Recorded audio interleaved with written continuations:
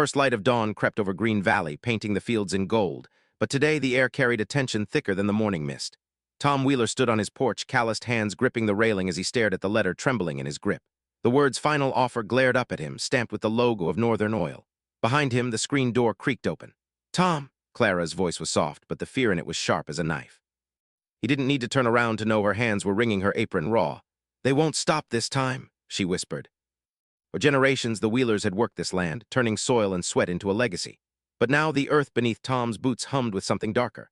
Rumors had spread through town like wildfire, contracts signed under duress, wells poisoning water, neighbors vanishing overnight after saying no too loudly.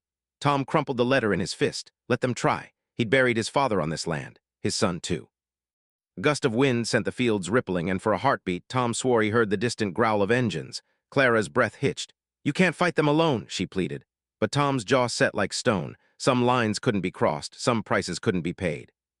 What he didn't know, what none of them knew, was that by sundown, the quiet of Green Valley would shatter.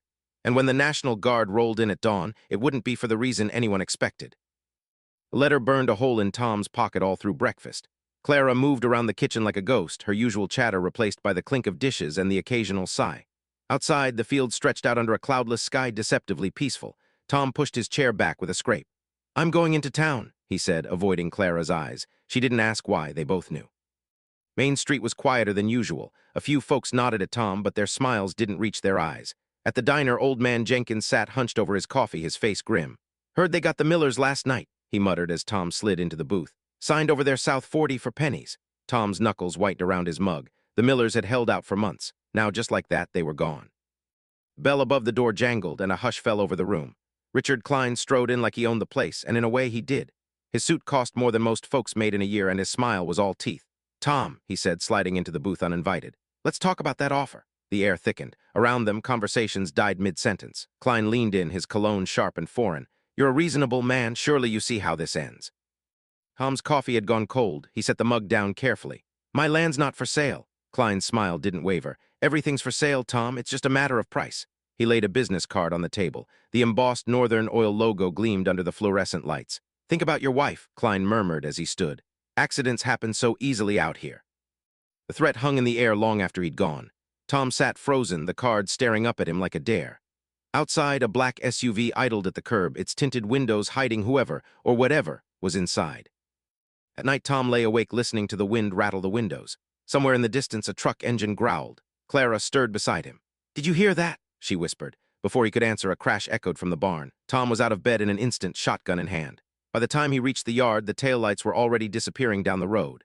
Inside the barn, the devastation took his breath away. His tractor's engine was a mangled wreck, oil pooling like blood on the concrete. Scrawled across the wall in dripping red paint, "Last chance." Clara's hand found his arm, her fingers ice cold. "Tom," she breathed, "we can't fight them alone." But as the first light of dawn touched the wreckage, Tom felt something harden inside him. This wasn't just about land anymore. This was war. And he'd be damned if he'd lose another thing to men like Klein, not his home, not his legacy. Somewhere beyond the fields, a storm was coming, and Tom Wheeler would be ready for it. The morning after the barn was vandalized, Tom stood in the wreckage with his hands clenched into fists. The metallic stench of spilled oil mixed with the crisp autumn air as he surveyed the damage. Clara hovered behind him, her face pale. "We should call the sheriff," she urged, but Tom just shook his head. They both knew Sheriff Grady's hands were tied. Northern Oil owned half the county government now. By noon, word had spread through Green Valley like wildfire. Neighbors began trickling into the Wheelers' yard, some with casseroles, others with tools. Old Man Jenkins arrived with a rusted toolbox and a grim expression. "Ain't right what they're doing," he grumbled as he knelt beside the tractor. One by one, the people Tom had known his whole life rolled up their sleeves and got to work. For the first time in weeks, hope flickered in Tom's chest. The reprieve didn't last. That evening, as the group shared coffee and stories around the repaired tractor, the rumble of diesel engines cut through the laughter. 3 black trucks rolled up the driveway, kicking up dust. The Northern Oil logo gleamed on their doors. A hush fell over the gathering as men in hard hats and security uniforms climbed out. The lead man, a burly figure with a clipboard, didn't bother with pleasantries. "Eviction notice," he barked, thrusting papers at Tom. "You've got 24 hours to vacate." Clara gasped. "On what grounds?" The man smirked. "Eminent domain. This land's been designated for energy development." Murmurs of outrage spread through the crowd. Tom felt the weight of every eye on him as he scanned the document. The signatures looked real enough, but the dates were all wrong. These papers had been drawn up weeks ago, long before any hearing. "This is bullshit," someone shouted from the crowd. The security team's hands drifted toward their belts. Tom stepped forward, the paper crumpling in his grip. "You tell Klein he'll have to drag me off this land himself." The standoff stretched for a breathless moment before the lead man chuckled. "Have it your way, old-timer, but come sunrise, we're bringing the bulldozers." The trucks peeled out in a spray of gravel, leaving behind a cloud of tension thicker than the dust. At night, the Wheeler farm buzzed with activity. News of the confrontation had spread, and by midnight, nearly 50 people crowded the property, farmers, shopkeepers, even the high school biology teacher. Someone had strung up makeshift floodlights. Someone else brought a generator. Clara organized a food table while Tom welded chains to the tractor's frame. "They want to fight," he told the crowd, his voice rough with emotion. "They're damn well gonna get one." As the first hints of pink touched the eastern sky, the rumble of heavy machinery echoed through the valley. The crowd tensed. Tom climbed onto his tractor, the chains clanking ominously. Down the road, a line of yellow bulldozers advanced like tanks, flanked by more black SUVs. Behind them rolled a sheriff's cruiser, lights flashing. Sheriff Grady stepped out first, his face drawn. "Tom," he called, "don't make this harder than it has to be." Tom didn't budge. The bulldozers growled closer. Then from the crowd, a single voice rang out, "We stand with Wheeler." And suddenly the entire group surged forward, forming a human wall between Tom and the machines. The lead bulldozer screeched to a halt. For a long moment, the world held its breath. Then the passenger door of the lead SUV swung open and Richard Klein himself stepped out, his polished shoes sinking into the dirt. His smile was gone now, replaced by something colder. "You're making a mistake," he called to the crowd. "This is your last chance to walk away." Not a single person moved. Klein's eye twitched. He turned to the sheriff. "Arrest him." Grady hesitated, his hand hovering near his cuffs. The morning sun glinted off the tractor's metal as Tom started the engine with a roar that shook the ground. He looked Klein dead in the eye and revved it again, a challenge, a warning, a battle cry all in one. Somewhere in the distance, a new sound began to grow, a deep rhythmic thrumming that didn't match the idling bulldozers. Heads turned. Klein frowned. The sound grew louder, closer, until the earth itself seemed to vibrate. Then someone pointed to the horizon, their voice cracking with disbelief. "Are those helicopters?" Rhythmic thumping grew deafening as 3 military helicopters crested the treeline, their rotors whipping up a storm of dust and leaves. The bulldozer operators killed their engines, shielding their eyes as the downdraft sent hats flying. Richard Klein's perfect hair whipped wildly as he spun toward the sheriff, shouting something lost in the noise. Tom kept one hand on the tractor's throttle, squinting at the surreal scene unfolding before him. The lead helicopter touched down in the adjacent field, its door sliding open before the skids even settled. Dozen soldiers in full gear poured out, moving with disciplined precision. At their head strode a broad-shouldered officer with lieutenant's bars glinting on his collar. His sharp eyes scanned the crowd before locking onto Tom. Something in that gaze made Tom's breath catch. There was recognition there. The officer marched straight past Klein, who sputtered protests and stopped just feet from the tractor. "Thomas Wheeler." His voice carried the weight of command. Tom nodded, his mouth suddenly dry. The lieutenant removed his helmet, revealing a face weathered by desert, sun, and war. "Lieutenant James Alvarez, 101st Airborne." He extended a hand. "I served with your son." The words hit Tom like a physical blow. Clara's gasp was audible even over the fading rotor wash. Daniel. His boy had been gone 6 years, lost in some dusty overseas hellhole, but here he was, still bringing the cavalry. Alvarez reached into his vest and produced a worn envelope, its edges frayed from handling. "Private Wheeler carried this with him on every deployment, made us all promise that if anything ever happened to him." He trailed off as Tom took the letter with trembling hands. The paper smelled faintly of sand and gun oil. Klein chose that moment to intervene, his face purple with rage.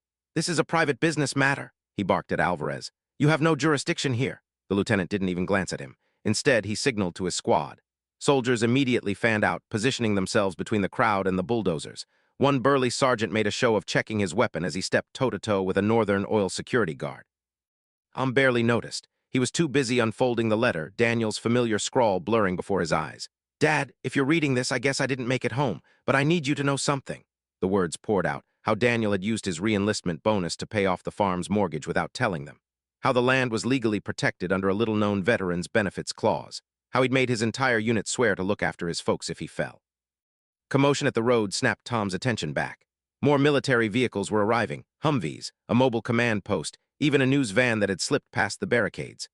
Camera lights flicked on, illuminating the surreal scene. A farmer on his tractor, a corporate tycoon frozen mid-snarl, and a battle-hardened lieutenant holding vigil over a dead soldier's last wish.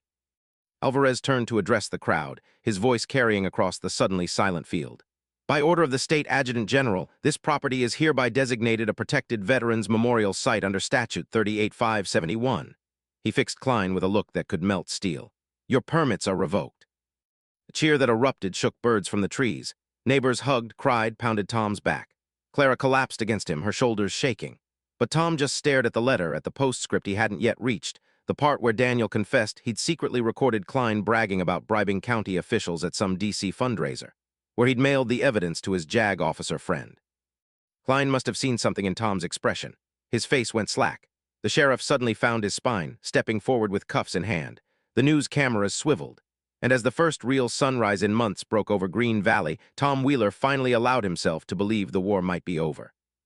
Somewhere beyond the chaos, a single helicopter remained airborne, its door gunner tracking the unfolding scene with professional detachment. The pilot keyed his radio. "Package secured. I repeat, Wheeler, package secured." A pause. "Tell the general his boy did good." Days that followed passed in a blur of camera flashes and handshakes. Reporters from national networks camped on the Wheelers' front lawn, their satellite trucks lining the county road. Tom found himself squinting under Klieg lights, repeating the story to journalists who kept asking how it felt, as if words could capture the storm of grief and gratitude warring in his chest. Clara handled the interviews better, her quiet dignity turning her into the unexpected face of their movement. By week's end, Wheeler Strong was trending, and Northern Oil's stock had plummeted 23%. First real peace came on a crisp October morning when the last news van finally pulled away. Tom walked the property alone, running his hands along fence posts Daniel had helped repair as a teenager. The earth still bore scars from the standoff, tire ruts from military vehicles, patches of grass trampled by protesters turned celebrants.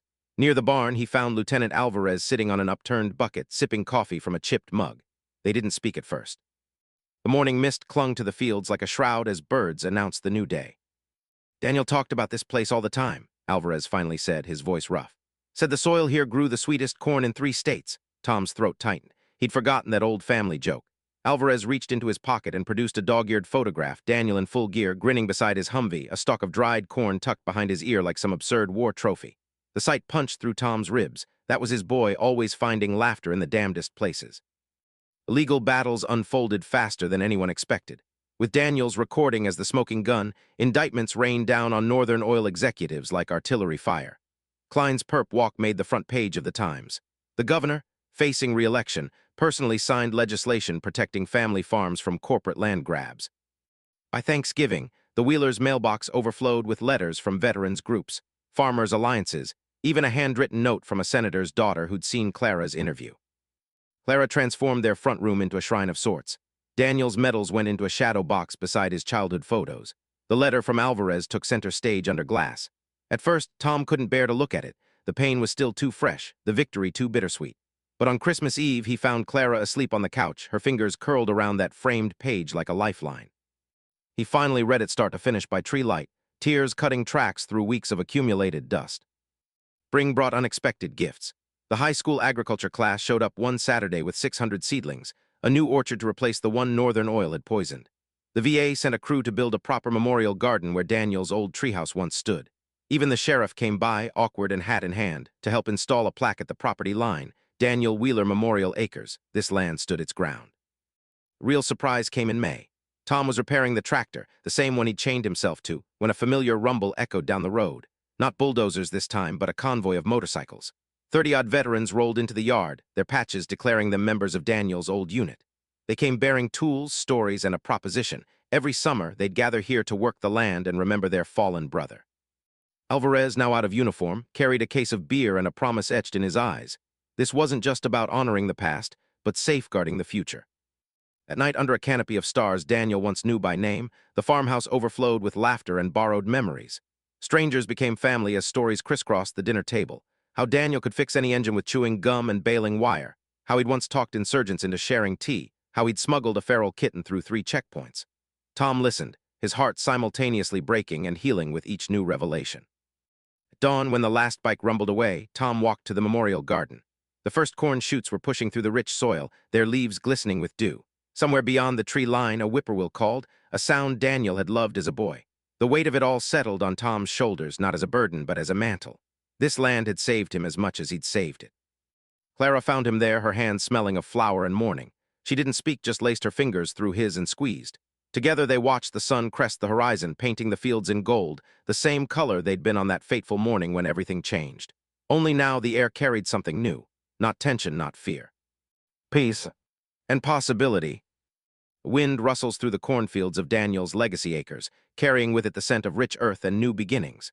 Tom Wheeler stands at the edge of his property, his work-worn hands resting on the memorial plaque as sunlight dances across its engraved surface. Behind him, the farm hums with life, veterans repairing fences, neighbors harvesting vegetables, children laughing where bulldozers once threatened to tear everything apart. Clara joins him, slipping her hand into his as they watch a military convoy approach down the county road. But this time, there's no fear tightening their chests. The lead Humvee stops at their gate, and Lieutenant Alvarez steps out with a crisp salute, not out of duty but respect. "Reporting for annual maintenance duty, sir," he says, the ghost of a smile playing at his lips. Tom nods, his throat tight with unspoken gratitude. As the day fades into golden hour, Tom finds himself surrounded by the very people who helped him save this land. The stubborn neighbors who stood their ground, the soldiers who kept a fallen brother's promise, the wife who never stopped believing. The farm has become more than dirt and crops. It's living proof that one act of defiance can ripple outward, changing everything in its wake. The camera pulls back slowly, revealing the thriving farm against the painted sky, the American flag snapping proudly above the barn where Daniel's portrait watches over the land he loved. A final whisper of wind carries Tom's voice to the audience. "They told me I was fighting alone. But that's the thing about standing up. You never know who's been waiting for permission to stand with you."